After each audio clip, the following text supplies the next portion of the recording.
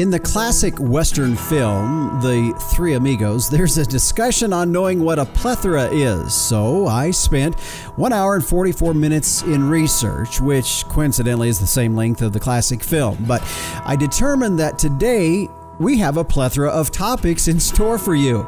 Meteorologist Don Day will not only be in to talk long-term weather, but we'll have an extended conversation on sea surface temperatures.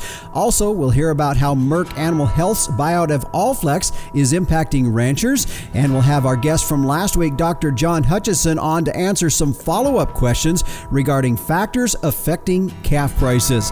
It's a plethora of topics on this episode of the Working Ranch Radio Show.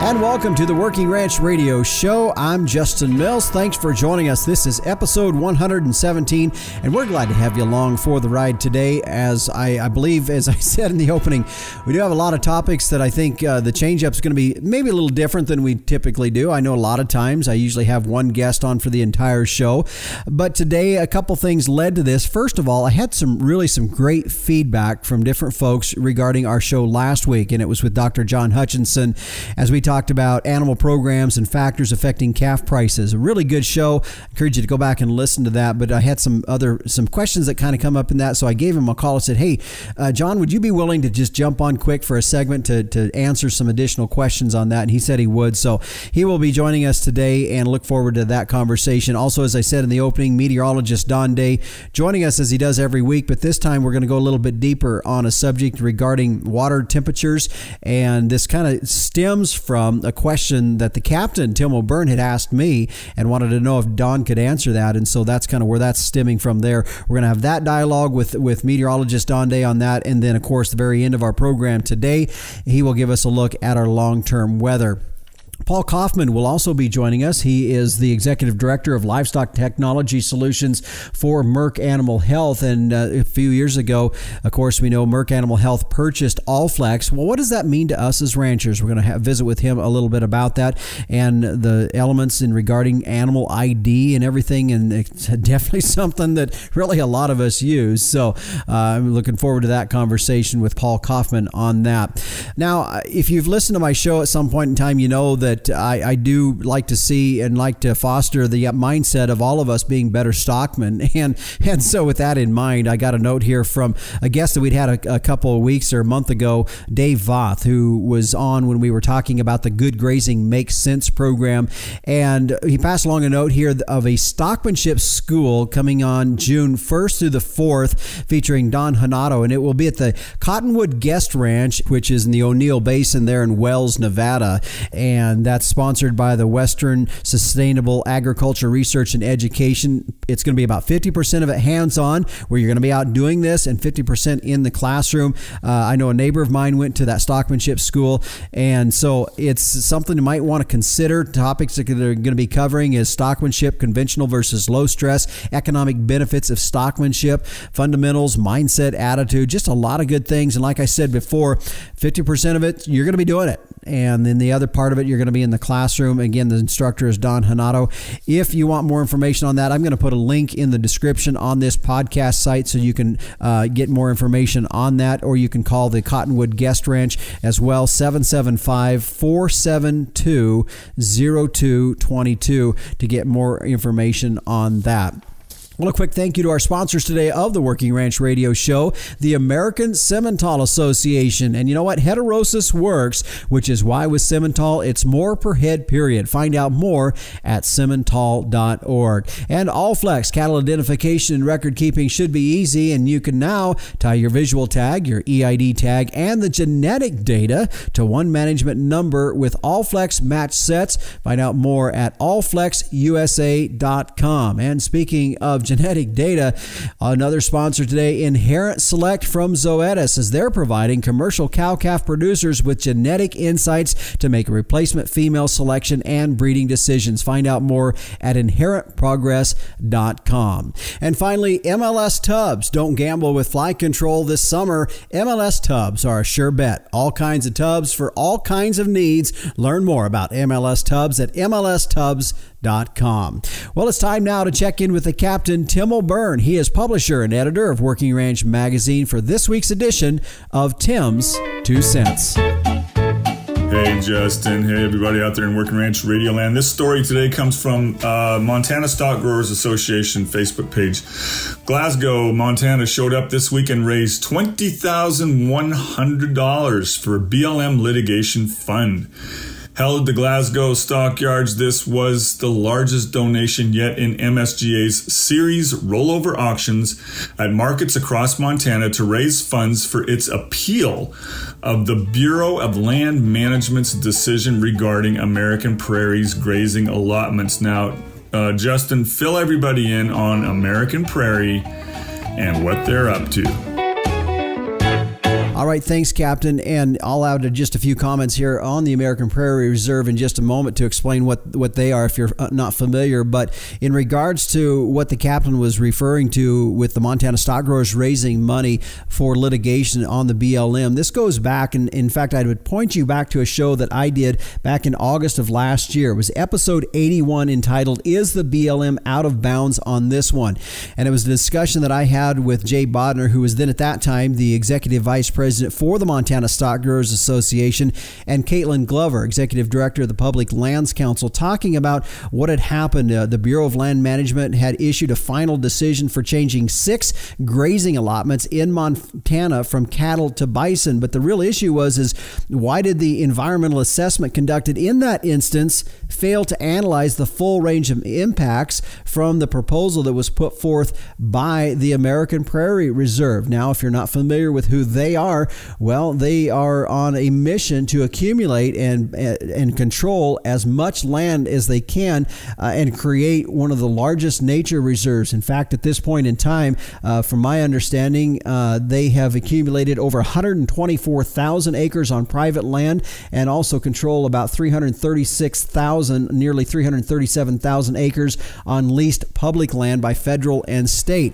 The issue is they border a lot of ranchers in that, and their plan is to put bison on that land. And so just a lot of concerns there.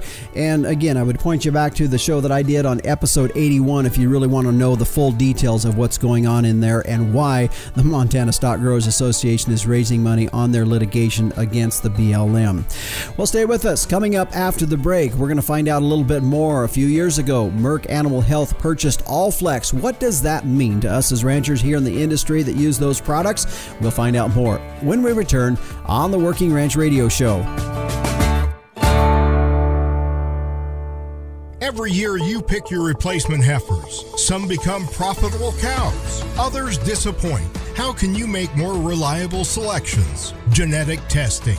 Commercial cow-calf producers like you are using Inherent Select from Zoetis. You gain valuable predictions, including cow fertility, size and soundness, feed efficiency, growth and carcass merit, as well as easy-to-use economic indexes. This improves your selection, breeding, and marketing decisions. Request a call from inherentprogress.com and ask about free TSUs to get you started.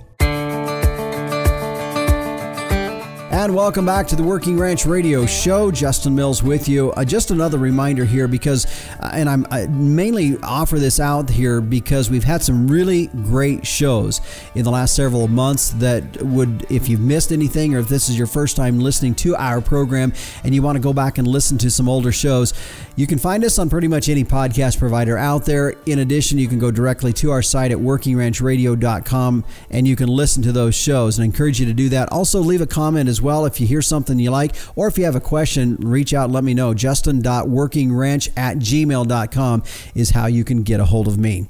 Well, joining us now here on the Working Ranch Radio Show is Paul Kaufman. He's the Executive Director of Livestock Technology Solutions for Merck Animal Health. And Paul, thanks for joining us here today on the Working Ranch Radio Show.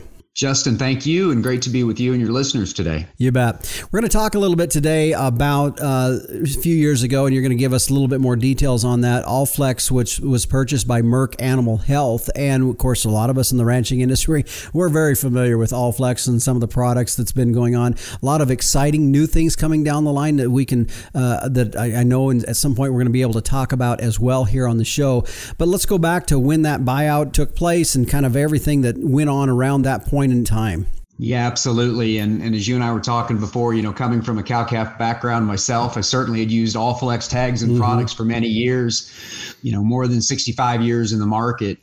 In 2019, Merck Animal Health acquired the Allflex business as part of an acquisition of a broader company that Allflex was part of with those brands.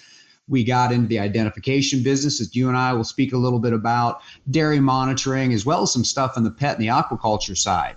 Since that time, we've been bringing together these two great brands, these two great portfolios of products with Allflex tags as that baseline. We like to say it all starts with a tag. Yeah. But then bringing those things together as we think about overall health and we think about what we can bring with our great Merck products as well to your ranchers and their veterinary partners.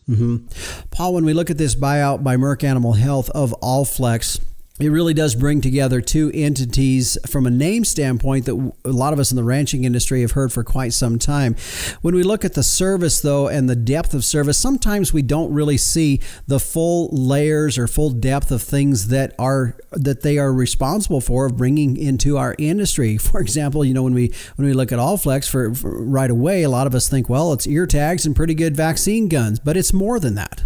It certainly is. And those are two of the great basics of what we have, right? We like to say, as I said, it all starts with a tag. If we're going to do anything with that animal, be it that cow, be it that calf, we're going to have to be able to identify them. So we go everywhere from that basic of that tag, 1, 2, 3, 4, 5, up to custom identification, where we can make that customized with your brand. Electronic identification, laying that in as another layer and having that information tied back, that RFID tag number tied back on that tag. We'll take it a step further and we'll overlay that with tissue sampling. So as you're going to your genomics lab, having that information pulled together, putting that in a form where with those electronic tags, our reader technology, be that a handheld reader, which can help get that information collected for you, easier collection, easier record keeping. And then going a step further as we look at all these, as you said, layers, but adding this further technology to it, thinking about how we create systems to help share that information, all the opportunities that are coming in with people wanting to know more about where their food's produced, what those opportunities are. We're basic in being able to provide that information and that technology to make that happen. About a month or so ago, it's been, I believe, we DNA tested a bunch of our heifer calves, and we did use those tags you're talking about, the EID tag, the number tag in there, and it all came with the tissue sampler.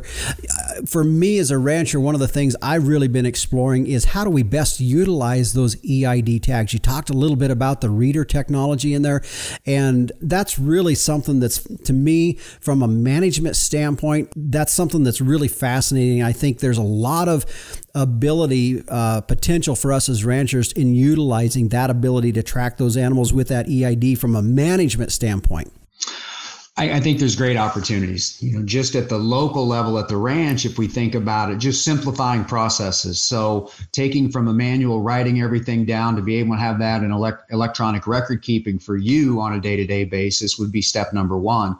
As you make those genetic improvements, as you take that information from the lab that you sent that to, have that tied back to that heifer calf, and then you think about what you're going to do with that information, automates that for you, right? Makes it much, much easier. But I would challenge us to think a step further. And we think about, as that information with that RFID tag in that animal, if we can get that to stay in the animal all the way from birth through harvest, think about what that allows. You getting information possibly back from that feed yard of what's going on and how those cattle are fed, which you can learn more to make genetic progression as it comes back from the packing plant, and all that information that we've got the potential, if the producers, the owner of that data agree, to think about that story and that message that goes around and along with that steak that's sitting in the grocery store or sitting on our plate at a restaurant. Yeah. And that kind of leads us into my next question here. And you talked a little bit about the potential that's there. Where are we at when you see the future of animal identification? What does that look like? Well, I think it's a number of things. First of all, it's that ability to share information as makes sense within their operations, whether that's locally, whether that's with the people you're selling to, or the people that you bought from, so they can make improvements. And the infrastructure is being built. In some cases, it's already there. Some of our great programs that are out there for people that sell cattle on programs, we're helping supply those tags, and we've got great partners and companies out there that are using that information for verification purposes and helping on those programs. I think as we continue to go, that need for information and that desire to know more is going to be there. And then as we think about that, how that helps us overall grow this industry, have a better product, but more so even prove those great things we've been doing as an industry for years and years, right? To have that awesome story that goes around with this wonderful beef protein that y'all produce every day. Yeah. So from an economic side of things for the rancher, what's the economic benefit that you're seeing in this? I mean, you touched on it a little bit with, that ability to make some management decisions, but let's talk a little bit more about that. Yeah, and that's going to vary ranch by ranch, right? I mean, it's going to depend on what they're doing. If they're selling on a program, you're talking really a pretty low investment overall, Justin, as you're thinking about it. And you would know from what you bought with your local tags there that you got. But from that economics, it's going to depend on how you're going to apply it. You're going to have a return of a certain amount if I'm using it locally. The more you're able to collect that information and use it and think about value added systems and chains and different things we can go into, the more that value is going to go up.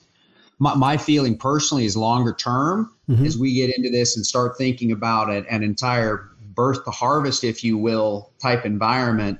That tag, that information is going to be an integral part of how we have that information follow along, how that information gets from point A to point B, maybe compared to your social security number and mine. I mean, that's the one constant that we have, right? We think about that. So economically, lots of stuff going on to continue to prove that and really just kind of hitting the cusp of that in some of these areas with different programs and things of that nature. And I think really when we look at animal identification, the other conversation that kind of comes into that at the same time is and you've talked about it a little bit as well, some traceability and the fact that we can track this through. And there's a lot of conversation without getting real political, as neither one of us probably want to do on this particular issue. But at the same time, I look at it, the thing that I've looked at it, not trying to get caught up in the political side of some of this kind of issues, but really from a management standpoint, there's some elements here that really are very beneficial to us as ranchers, purely from a management standpoint. Absolutely. And I'm with you. I'm certainly not looking to get into the political piece of it. Just to say the opportunities are there if we as cattle producers choose to use those, right? Yeah. And I think that's a key point, is it's a choice. It's a decision that each one of the owners need to make in that. I think from a management standpoint, just being able to streamline your record keeping, moving away from probably spreadsheets with typing stuff in at night or how we get all these health records and we think, what is that genetic progression we've made? What's gone on with this animal here? That's just from a local management standpoint, I think some wonderful opportunities, good software systems that are out there too. So there are certainly right there, Justin, to me, that's the ground basis of it. And then we expand it from there based on decisions that people want to make. You bet. Well, Paul, I thank you for joining us. Before we head out, I guess just some final comments as you look at this merger between two very landmark entities that's been part of our cattle industry for a long, long time. The future for this merger brings a lot of benefit to us as ranchers. Is that what you're feeling? Well, it's certainly what I'm feeling. And the other thing I'd be really wrong if I just didn't mention is just from an investment standpoint, what we've done over the last 4 years, to be able to have more capacity. Certainly all of us faced some challenges during COVID as related to labor and supply chains and everything else. We as Merck have certainly put a significant amount of money into expanding our capacity to making sure we can have the right tags in the hands of y'all at the right time. We've added another plant to the system, and I'm happy to say our production is back up to where we were and better than where we were pre-COVID. So really, really just proud of where we are. I think there's great opportunities and appreciate the chance to visit with you and your listeners a little bit today. You bet, Paul. Well, I appreciate you joining us here today on the Working Ranch Radio Show. Thank you very much. And again, that was Paul Kaufman. He is the Executive Director of Livestock Technology Solutions for Merck Animal Health, explaining a little bit about the coming together of these two companies, with Merck Animal Health purchasing Allflex a few years ago, and the future and what it's going to be looking like as they bring together these two entities in animal identification. Really exciting to see some of this stuff and the technology and how it can be used for us as ranchers. By the way, if you want to find out more, you can go to allflexusa.com and you can get more information there as well. Well, stay with us. Coming up after the break, we'll get into our featured interview for this week on the Working Ranch Radio Show. You know, big cows come with big feed bills, which is why smart genetic selection can pay off in your cow herd. Did you know Simmental-influenced cows are an average 74 pounds lighter at maturity than Angus-sired counterparts, according to a recent U.S. Meat Animal Research Center study? Now, while Simmental is sized for more efficient gains, 20-year genetic trend lines also show the breed offers reliable calving ease, early growth, and cow longevity.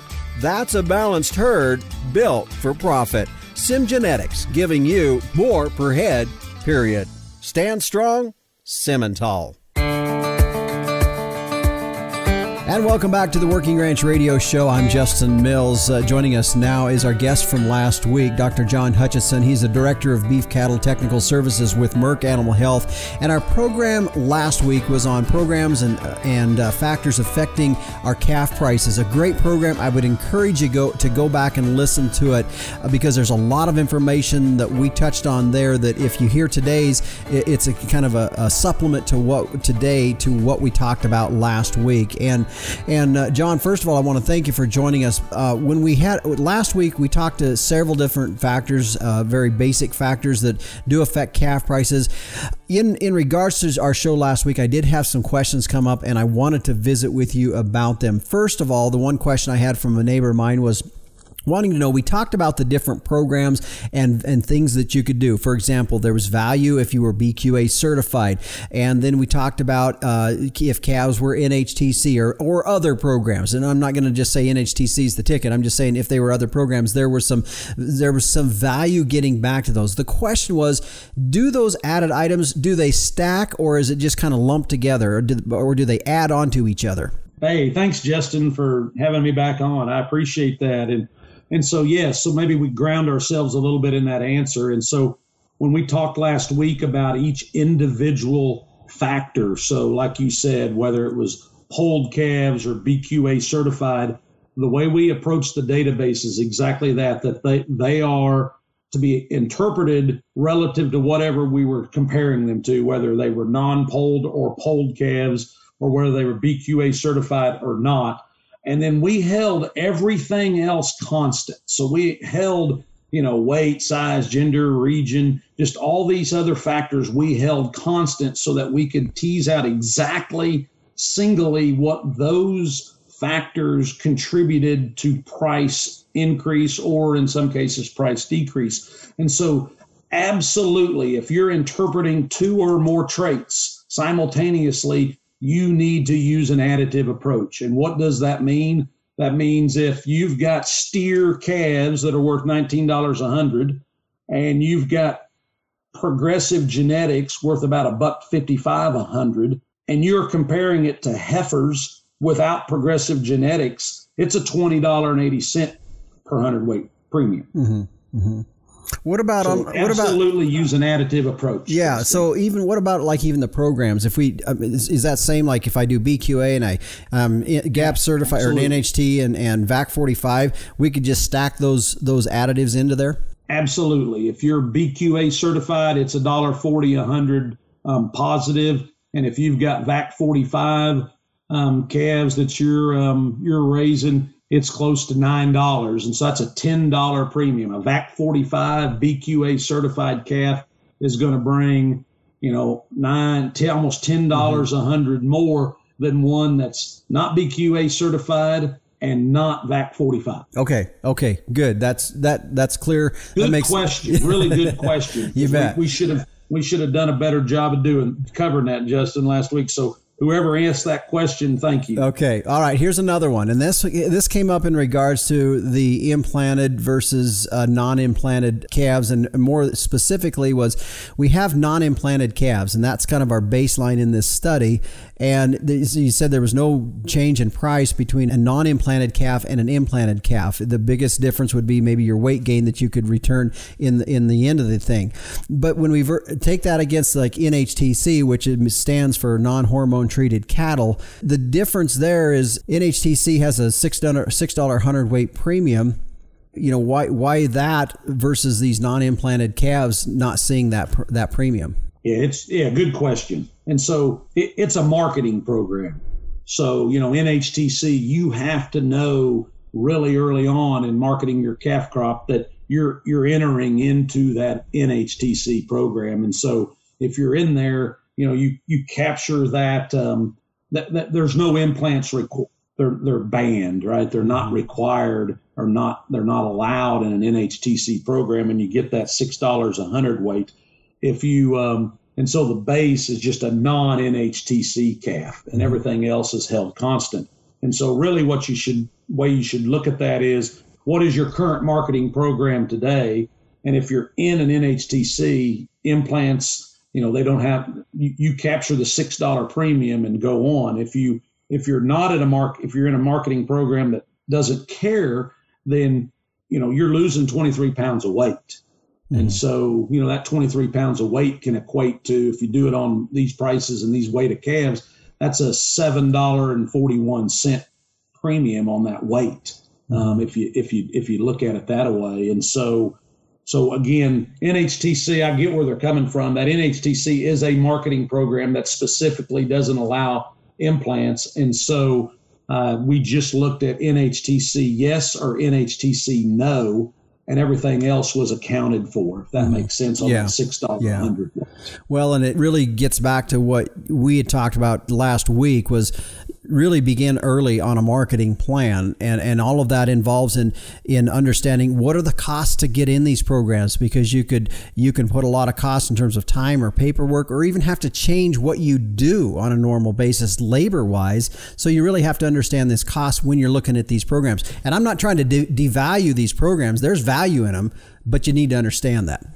Oh, absolutely. Absolutely. And there's, you know, yes, there is value in them. And so you just have to evaluate that. And, you know, on the implant side of things, if you're, you know, not in a marketing program that basically allows implanting, you know, your decision is to implant is whether, you know, you realize that average daily gain or not. It's 23 pounds of productivity. If you want to move yourself from where you've been in an implanted world and you want to move into a marketing program like NHTC that's not, you not only do you have to account for the cost of that program, but you also have to account for now your productivity is going to go down.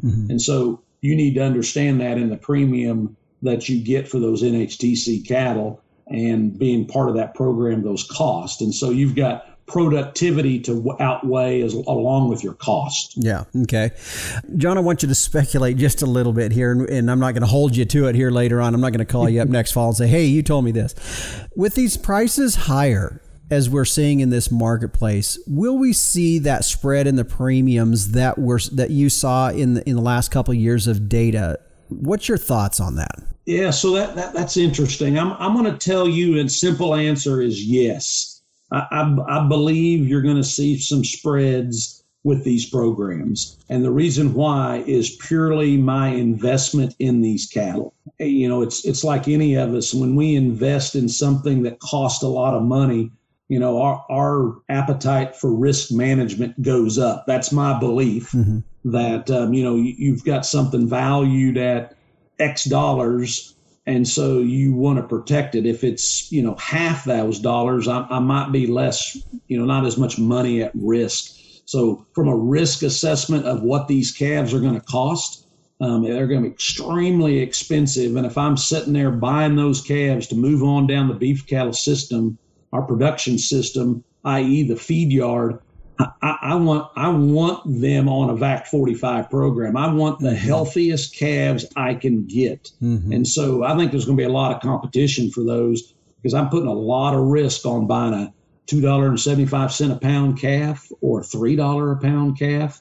So I do believe these premiums, we will see a spread going into next year's data set. Mm-hmm. Well, that's interesting, because I hadn't thought about it that way, because I just figured when this market's just going so high that there would just be this dire people just wanting calves. But that's a good point, that at the price they are, you want to really protect that investment, I guess. Yeah, that's my thought. I mean, you're right. There is that undertow of cattle supply and wanting to have cattle for programs and to meet the demand of our public consuming public of beef. And so I get that, but I that's where my mind is, Justin. Yeah, that makes sense. Well, John, I appreciate you jumping back on for us and answering a few questions. I appreciate it. So it was always enjoyable, because you have a lot of information. You've seen a lot of things, and I appreciate your insight on all this.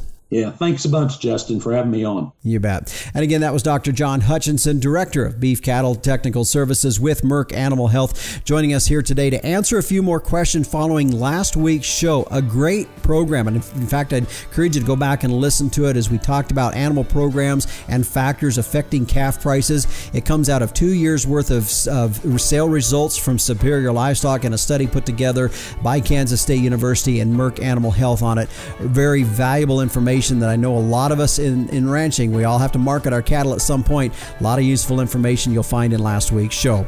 Well, stay with us. Coming up next, meteorologist Don Day steps in for an extended conversation, as we'll not only get into our long-term weather outlook, but we'll also be talking some topics like sea surface temperatures and climate change. Tune in. We'll be back with more on the Working Ranch Radio Show after this.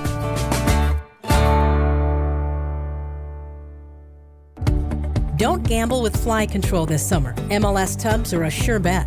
MLS high-performance, low-moisture cooked molasses tubs provide controlled, consistent supplement delivery to your cattle, horses, sheep, and goats. MLS takes pride in their line of products that are proven to lower your feed supplement costs. All kinds of tubs for all kinds of needs. Learn more about MLS tubs at mlstubs.com. And welcome back to the Working Ranch Radio Show. Justin Mills here with you, as we are joined now by meteorologist Don Day for a bonus segment today. He is stepping in to answer a question. The captain a while back had sent a question to me and asked if Don could address this, and that was in regards to warm pockets of water that were floating through the ocean. And I don't know the full story or depth of the story that was out there, but a while back I'd mentioned this to Don and said, is this something that we can address here on the show? And he said, absolutely. So Don, what do you know about that information that has come up in regards to these warm pockets of water that we're seeing in the ocean, and where's that coming from, and what kind of effect is it having? Well, unfortunately, we don't know a lot, because trying to understand where we see these colder pockets and warmer pockets of waters form in the world's oceans, namely, especially the Atlantic and the Pacific, but all the major world's oceans, is that we always have different areas of sea surface temperature. There could be 2-3 degrees Celsius difference between some parts of oceans. And, what actually is the driving factor? Why are these areas warmer in other areas? Why are they colder? And then when these warm and cold areas of water get caught up in the circulations that happen, the currents across the world's oceans, it then becomes a very dynamic situation to where you're mixing colder and warmer. But what really is the driver? And the thing, ever since we started to try to understand these changes that go on in the oceans with La Nina and El Nino, which was really not until the late 80s and early 90s, is what is the real driver? Is it the sun? Is it clouds? Is it because the Earth's a little bit warmer? Is that heating the oceans? And when we do all the math and we do all the figuring, and if you look at the calculations of the warmer water temperatures you get with an El Nino in the Pacific and the colder waters you'll get over in this part of the ocean, if you do all the math, what we find out is that it can't just be one thing. It just can't be solar activity. It just can't be that the Earth is 1 degree Celsius warmer. There's some other things going on. And what has been proposed when we started to see these changes in these ocean temperatures is that, well, maybe there is a lot of volcanic activity deep in the oceans that we have no idea about. That the best analogy, it's like a stovetop, to where you put a kettle of water to make a hot pot of tea, and you put that kettle obviously on the warm part of the stove or the burner, and perhaps in the oceans across the globe, especially in the deep oceans where we can't really go down there and see what's going on, maybe there's volcanic activity responsible for some of that. And lo and behold, here over the last month or so, due to some new satellite technology, there was a paper that came out that they get this is kind of mind-boggling, and this is what one scientist said, mind-boggling. They discovered 19,000 volcanoes that were undiscovered in the world's oceans. And it's like, well, how could we miss 19,000 volcanoes? Well, the new satellite technology is so good right now. They're able to penetrate deep into the oceans and using that satellite technology to find things that's going on. But one reason why we might not know there's 19,000 volcanoes we didn't know about is they're so deep in the oceans, in the Atlantic and in the Pacific.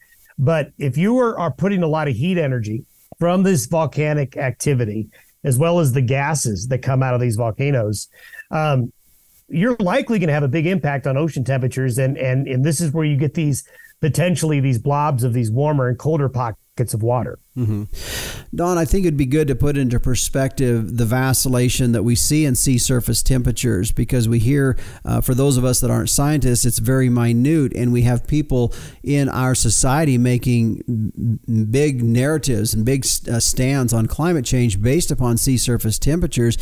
And I don't, for myself, it's a little bit confusing because it seems so slight, yet at the same time, some of these people are quite consumed by those changes. So put into perspective for us the vacillation that we see in sea surface temperatures over the years and how that correlates to what we're seeing now.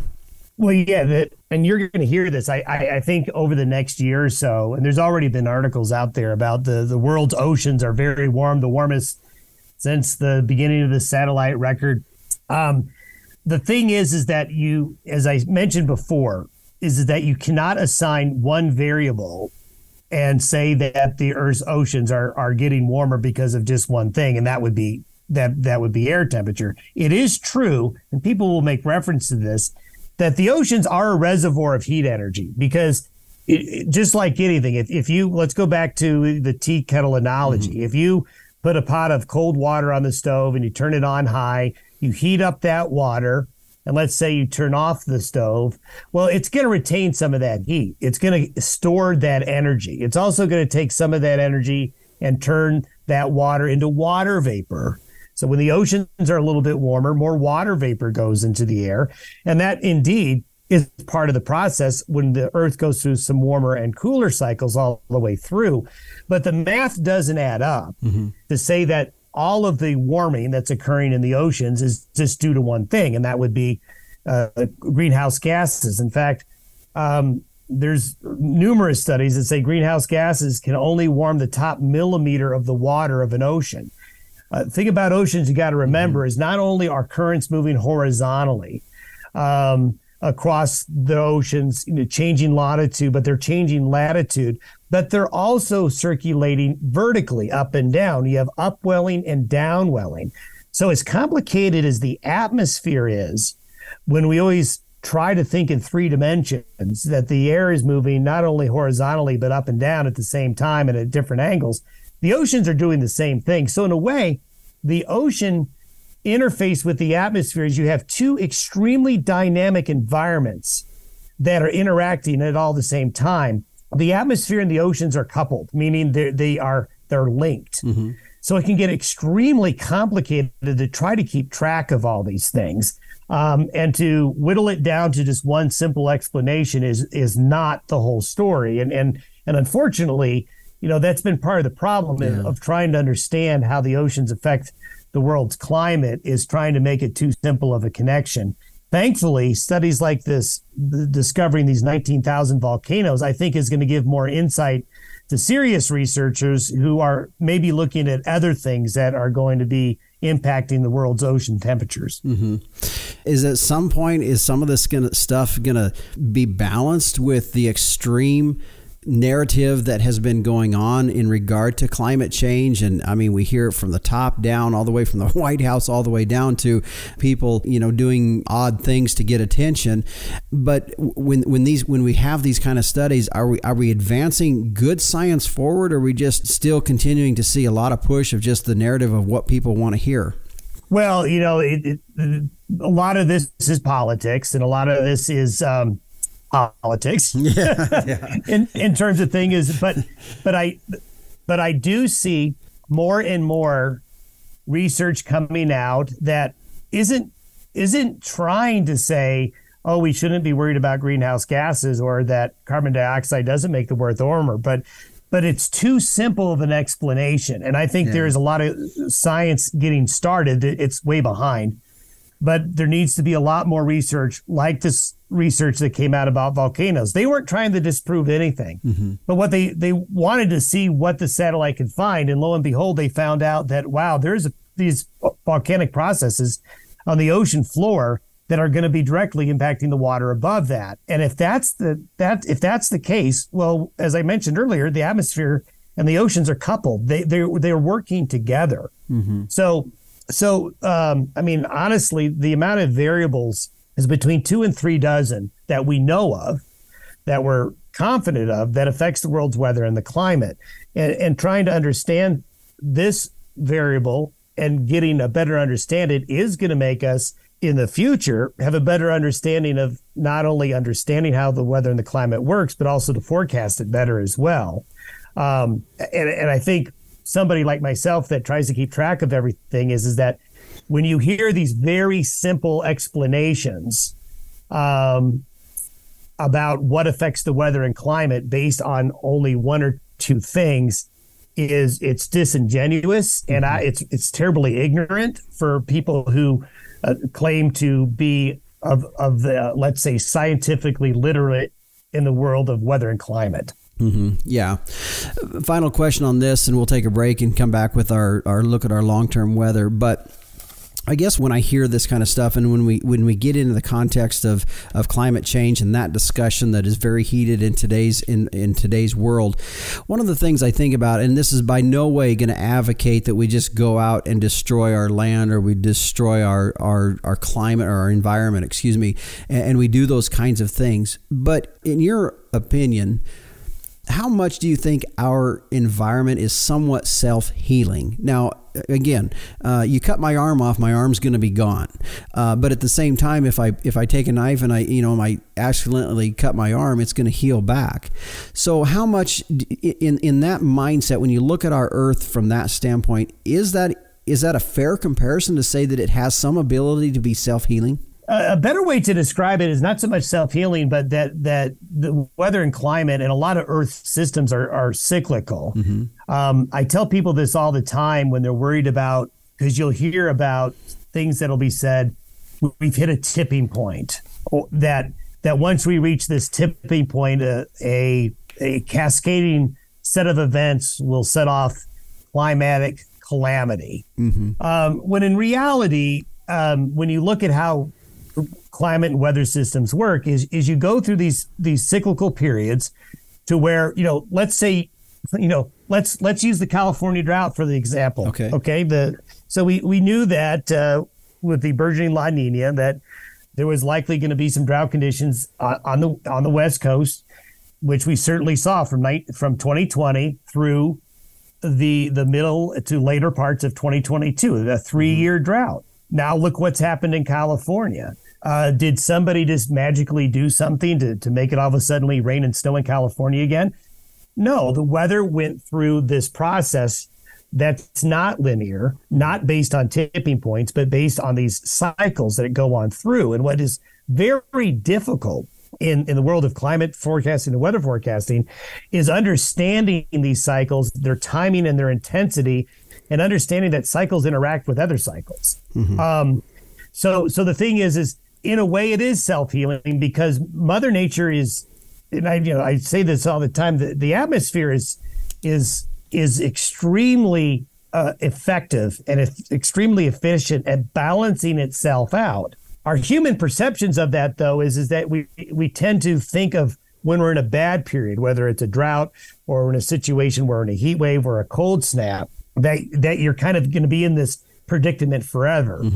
And what you realize when you just start plotting the data is you get these sine waves, which is that you go through these periods, and what will end up happening is the atmosphere will even things out at the end. But when you're caught up in a certain event, you sometimes lose sight of that. And some of that's human nature. But if you look at the bigger picture, you tend to see that, the atmosphere is self-regulating, and it will work its way. It's going to work its way out, and you are going to end droughts. And then you're going to start droughts and take whatever weather phenomenon you want to do, whether it's an increase and decrease in hurricanes, an increase or decrease in tornadoes. You never see it steady state. You never see it the same every year. Yeah. As you were talking about that, the thought that came to my head was that we as humans think linear when weather operates cyclical, but yet we want to force weather into a linear pattern and then justify our beliefs. That is a great way to do it. Yeah, exactly. And we're taught linear. I mean, we're taught a lot of things that work out in a linear fashion. I mean, if you get deep into the sciences, one of the first things they talk about is linear regression, and we're going to do linear regressions, and we're going to do all of these things. But nature doesn't necessarily like to fit on our graphs. That we like to build. Yep, for sure. Well, meteorologist Don Day joining us for an extended look at some information here today. Very good information, Don. Stay with us, folks. When we come back, he will join us again as we take a look at our long-term weather. We'll be back on the Working Ranch Radio Show after this. Do you have a young child, grandchild, niece, or nephew that loves the weather and wants to learn more? Day Weather has produced a children's weather journal full of weather facts, fun weather experiments, coloring pages, and pages to record weather observations for every season of the year. The weather journal is for ages 3 to 7 and designed to be fun and educational. The interactive weather projects are fun for the whole family to take part in. For only $10, the Day Weather Journal is a great gift idea for any occasion. Click on our Amazon link to order at dayweather.com. And welcome back to the Working Ranch Radio Show. I'm Justin Mills as we turn now and take a look at our long-term weather today, brought to you by Allflex. Cattle identification and record keeping should be easy. And now you can tie your visual tag, your EID tag, and the genetic data to one management number with the Allflex match sets. If you want to find out more, go to their website at allflexusa.com. And continuing now with us is meteorologist Don Day, who joined us in the previous segment. We had a great discussion just in general on some climate change, sea surface temperature issues. That was very good discussion. If you missed that, be sure to go back and listen to that as well.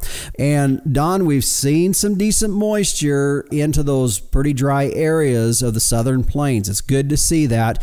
And I thought it was interesting. Last week, I was looking at some of the maps that you had and showing water temperatures and water vapor, where that's sitting at. It almost looked to me like a very monsoon type look, as we would see more in the middle summer. So as we head into the middle of May, maybe third week of May here later on, what do you anticipate to see for us in terms of the weather pattern across the U.S.? Well, it's pretty interesting. You had mentioned kind of like a monsoon or summer look in parts of the central and western United States, and that's really true. What has evolved is kind of a reversal of fortune for some parts of the country. The East Coast and the Midwest had a very warm winter on whole, while the western half of the United States, as we all know, was a lot colder. But we've seen this high pressure ridge develop over the western high plains and Rockies, and it's kind of split the cold into two pieces. I mean, we had record snows over the past week in parts of the Great Lakes. It snowed in West Virginia. It snowed in Pennsylvania. And the West Coast has been unseasonably cool and damp along the California coast, while this warm pocket has developed in the nation's midsection. And it's been a pattern that's been kind of stuck. Now, what is likely going to happen is that as this pattern slowly gets unstuck, it does look like some of that West Coast weather will translate eastward, further east into the central United States, and will start to initiate better rain chances again. And this is likely going to be getting into areas that need it, that have started off May warm and dry. We're anticipating that areas of Montana, the Dakotas, Wyoming and some areas of Nebraska. Parts of Nebraska are really dry.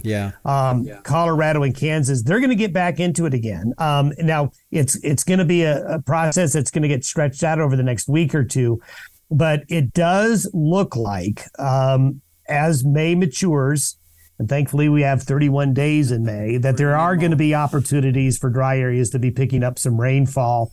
And I think some of it's going to be well-timed in some areas. Now, there are some dry areas without a doubt, but May is the month and into early June where it only takes one or two storms, and that can really change things up.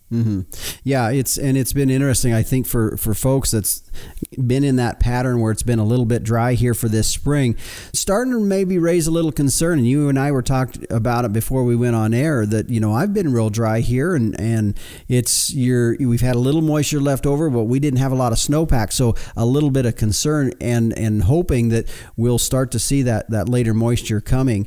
You had talked about that we're really seeing a pretty significant, I hate to keep going back to La Nina, El Nino, because you've talked a little bit about it here before, but that's pretty much on track.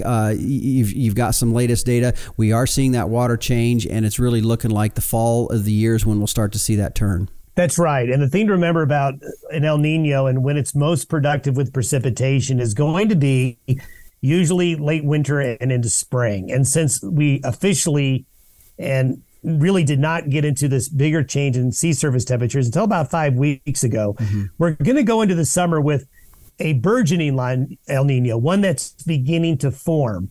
But the real impacts that we tend to see historically are likely going to come a little bit longer when it gets a little bit stronger. So that's going to be, as we get into where El Nino probably is going to have its biggest impacts, will be right at the end of this year and into the late winter and spring of 2024. So I think that's where we're really going to see the impacts. With that said, with those cold tropical waters gone now in the Pacific, the rest of this spring and into early summer should be more productive with precipitation in many areas of the United States as compared to the last 2 or 3 summers. But it may not be with the classic El Nino signature. Sure. All right. Well, Don, thanks for joining us here today on the Working Ranch Radio Show. Thanks for having me. And again, that was meteorologist Don Day with a look at our long-term weather, and I appreciate him also stepping in and giving us a little bit more here today, some good discussion on sea surface temperatures and some of that dialogue that's out there that we're hearing in some of the bigger news outlets out there. By the way, if you want to follow along with meteorologist Don Day, you can go to his website at dayweather.com, and he kicks out a daily video podcast every Monday through Friday morning. Our weather today brought to you by Allflex. Cattle identification and record keeping should be easy, and you can tie your visual tag and that EID tag and your genetic data to one management number with the Allflex match sets. Find out more at allflexusa.com. Well, stay with us. Coming up after the break, we'll put a wrap on this week's show when we come back on the Working Ranch Radio Show.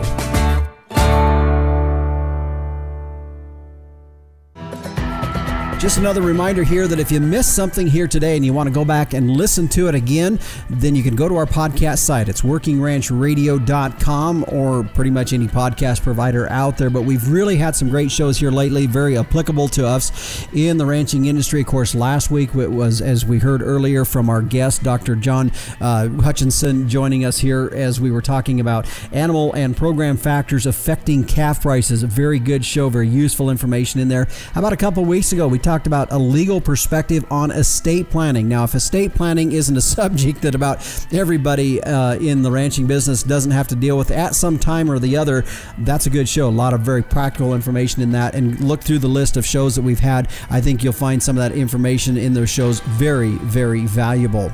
A quick thank you to our sponsors here today, the American Simmental Association, Allflex, Inherent Select from Zoetis, and MLS Tubs. The Working Ranch Radio Show is a production of Working Ranch Magazine, branded #1 by America's Ranchers. If you'd like to get a hold of me, my email address is justin.workingranch@gmail.com. Be sure to join us at the same time, same place next week or on your favorite podcast provider. I'm your host, Justin Mills. And until next time, keep your chin down and your mind in the middle. So long.